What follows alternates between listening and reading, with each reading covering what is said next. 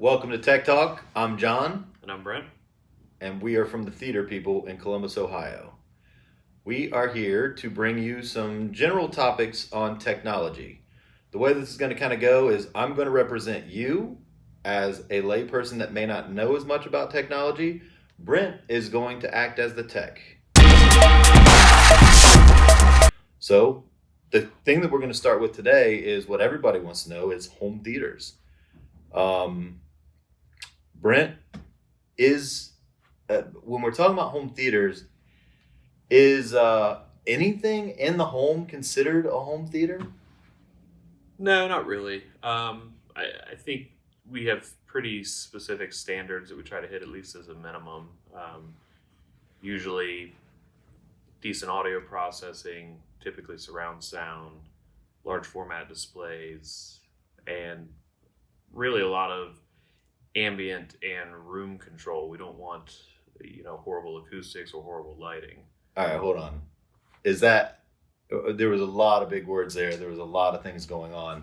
So is that like a TV and some speakers, or like when you're saying ambient light control and all this other stuff? So if I have like a 75-inch TV on my wall and I've got two speakers in the front, is that what you're talking about? No. Ambient light control and environmental control is obviously the entire room's conditions. So lighting, the sound, even as much as HVAC temperature and things of the sort. As far as, I mean, you could definitely do a theater with a large format TV. A 75 would be fine.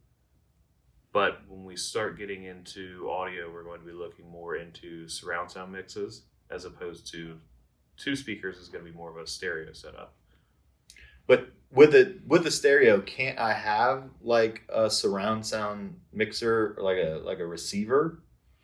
So a receiver can definitely process two-channel stereo, but it's still not surround sound. It's not using the video producer's audio mix as far as how they're, kind of how they're planning it in Hollywood as far as the surround sound effects, which is typically starting at a 5-channel setup. Okay. So if I have just, let's say, is there a minimum size for a TV? Like if I have a 12-inch TV, a computer monitor basically, and I've got 5 speakers, does that now make it a home theater? I'm trying to kind of get to what makes this a home theater. Sure. I mean, philosophical differences aside, I think everyone tends to gear more towards large format TVs. So, for me, a large format TV is going to be anything, 65, 75, 85, and then moving into two-piece projection or projection in general. Basically the sky's the limit, the common one being about 120 inches. Okay. So just base understanding here, minimum 65, 75, 85-inch TV, if we're talking TV. Minimum surround sound, we need to have at least 5 speakers so we can have speakers around the person. Is that correct? Correct. Yeah, I mean, surround sound, it's in the name, right? You want the sound to surround you. Okay. Now, on the other side of that scale, is there a maximum before it's like, okay, now I have a cinema in my house? Not really. I guess it really comes down to budgetary considerations and what, your design goals are. There are people that want a true movie theater experience. It's still a theater in their home, so, home theater nonetheless.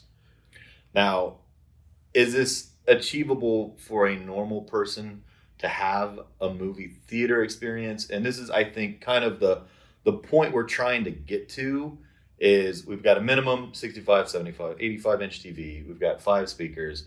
Is that going to give us the movie theater experience? And if not, like, when does that start? Sure. Right, with when you're still in the TV size range, that may not give you that movie theater experience. It's definitely going to be a much improved movie watching experience. Truthfully, there are even some differences in the kind of the look and feel from a TV when you move into projection. A projection system is going to feel more cinematic just based on a lot of factors. The screen being one of them, and just how it works. I think that's when you move into the movie theater feel, is when you're moving into projection. You Hmm. can still have a great experience with TVs, especially for smaller rooms where there's just not size, the space to do projection. Okay. So you're going to start getting the feel of a movie theater when you hit projection. Yeah, definitely. And you can cheat it a little bit. If you have a really big TV in a relatively small room, and you treat some of the other areas, you have the lights dimmed out. Maybe there's some acoustic treatment to help with the quality of the room. You can have a really awesome experience even with a TV. But Let's say I am a person, my budget isn't crazy, crazy out there, and I need to use this for more than just a dedicated theater. I don't have that much space. I've got windows. I've got games that I want to watch on it. I want to use it for day to day, but I also want to use it at night so I can watch some nice movies and really, really kind of get that movie experience without limiting myself to only being able to use it to that. Is that possible? yeah, definitely. I think that's more. I tend to refer to those more as media rooms or even just multi-purpose setups. I still think you can call it a theater.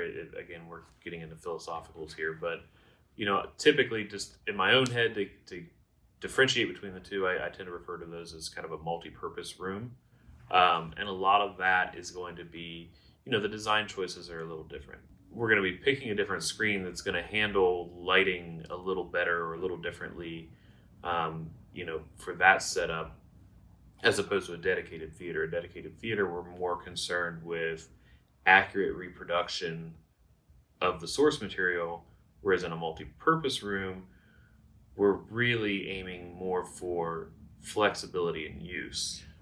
So in this situation, it's not just about the projector. It's going to be about the screen because I know somebody that has a projector and they shine it onto their wall. It's at night and it's in a garage, and it doesn't look. I'll be honest, it doesn't look that great. But is this if there was a screen? Is okay. Does the screen really make the difference on where you use it, how you use it, and does it make the picture look better? Oh, definitely. The screen really. I always tell people the screen is the last place I'll cut. If it comes down to dialing things back to hit certain budget numbers or whatever it may be, the screen, in my eyes, is the most important thing.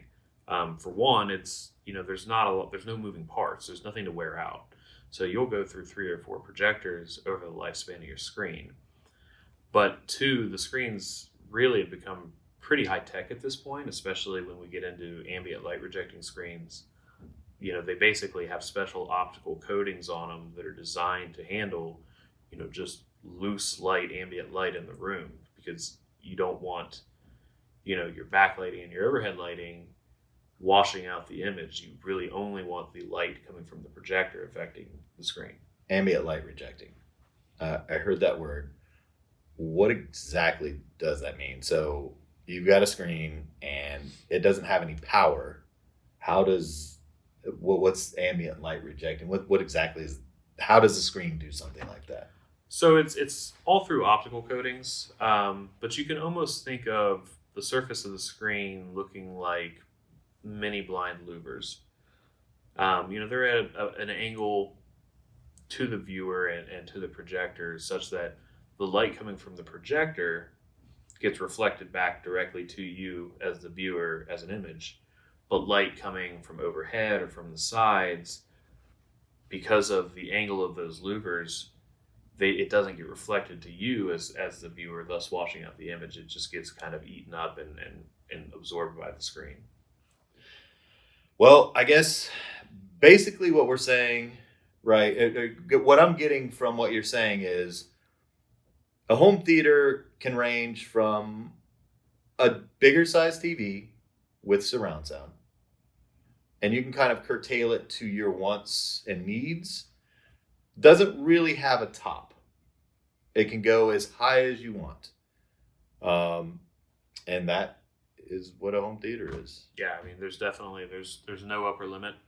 It's always the discussion when we're talking budget is, there is no max spend here. It's whatever you're comfortable with, and just depending on the performance you're trying to hit and the parts pieces you're interested in, that's where it's at. I guess one thing that people watching this are going to want to know, at this current time and date, what would be do we know what an entry level cost would be? So yeah, I mean, entry level to do, and this is entry level obviously in a professional standpoint. This isn't running to your big box store and picking up random components. Entry level 2-piece projection with surround sound, usually some form of control. Just essentially the electronic components and installation. You're looking somewhere between 15 and 20,000 to start, and then as you really start to dial that in, getting into higher quality components and starting to deal with some of the environmental issues. I mean, it only goes up from there. You're looking at about a $15,000 minimum entry point, and as high as you want to go.